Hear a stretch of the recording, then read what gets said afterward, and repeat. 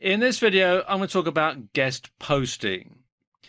Guest posting is a great way to build backlinks, establish yourself as an authority in your niche, and to get content for your own blog. Now, there are 3 steps to writing effective guest posts. Now, step number 1 is you've got to do your homework. So you need to check out other blogs in your niche. You want to read them. You want to see how they rank. Do they encourage people to comment?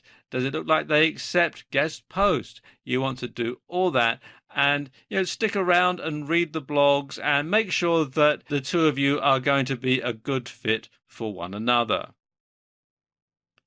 And then step 2, you want to be polite. You want to contact the website owner and inquire as to whether they accept guest posts or not. Some do, of course, some don't. Some will only accept guest posts from people they know.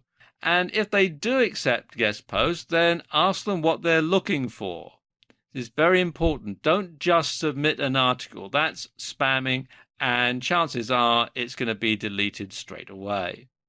And you want to have some examples of your writing handy. Or better still, you want to direct them to your own blog so that they can read some of the posts that you've got there. Okay, step number 3, you want to write your post. And first and foremost, you want to make sure that it fits with the blog's writing style. If the writing style is fairly formal and traditional, then you want to make sure that you write your article that way. If the blog style is fairly upbeat and contemporary, with lots of slang and stuff like that, then you want to make sure that, again, your article fits in with that. If it's British English, you want to make sure that you run it through a British English spell checker beforehand. If it's American English, the same applies. Run it through an American English spell checker just to make sure that you've got all the spelling right and that everything fits in with the blog's writing style. Then you want to optimize it for the right keywords. And it's a good idea to discuss this with the blog's owner ahead of time to make sure that you've got the right keywords, the keywords that they're looking for that's going to bring traffic to their blog. Then you want to submit it to the webmaster or webmistress first, and then you want to make any changes that they deem necessary. You might think that you've written a fantastic article, the sort of article that will be absolutely perfect on your own blog, but they will absolutely hate it and you'll have to do it again. So, you have to develop a bit of a thick skin when you write for other people. And then you want to stick around after the post has been posted and reply to any comments. You want to answer any questions and so on. Don't just simply write it and walk away and leave the blog site owner to sort out any questions. You want to make sure that you are there to give some sort of after-sales service, if you like. And you don't want to ask for payment for your article or for your guest post. All you want is a backlink to your website.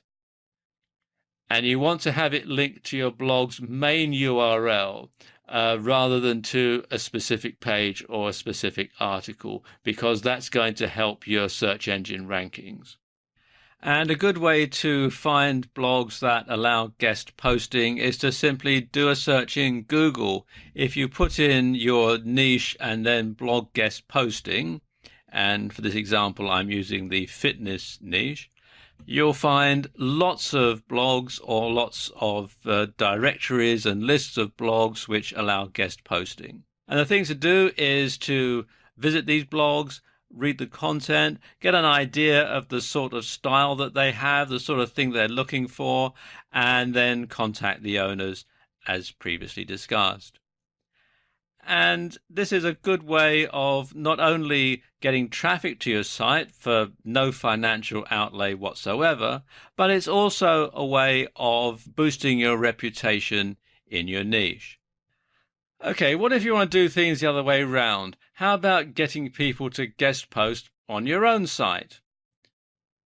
Well, first of all, you want to make sure that your blog ranks highly. because after all, no one is going to want to waste their time by writing an article or a blog post that's going to go on a blog that no one's going to see. Because after all, anyone who's going to submit a guest post on your blog is going to want to do so for the same reasons that you want to submit a guest post on somebody else's blog. So you want to make sure that your blog ranks highly and that it's going to be worth their while. And you want to let it be known that you accept guest posts. And you can do that by either stating so on your blog, or you can get in contact with some of the people who run directory sites like we just looked at that list blogs that accept guest posts. And you want to check out potential guest posters before giving them the go-ahead. You want to make sure that they are up to the job. You want to check out other articles that they've written. And if they have their own blog, you want to make sure that it's a good one. You want to make sure that it's getting plenty of traffic and that the articles that are on their blog, the postings that are on their blog are worth reading. You don't want to have time wasters, because if somebody puts something that is an inferior post on your blog, it's going to reflect badly on you. And you want to reject anything that's not up to standard. Don't spare people's feelings. If it's not good enough, you want to say so and reject it, because it's your reputation that's on the line. It's your blog that it's going to be reflecting on. And of course, if you do have to reject something, then you want to tell the guest poster why, and you want to give them the opportunity to make corrections.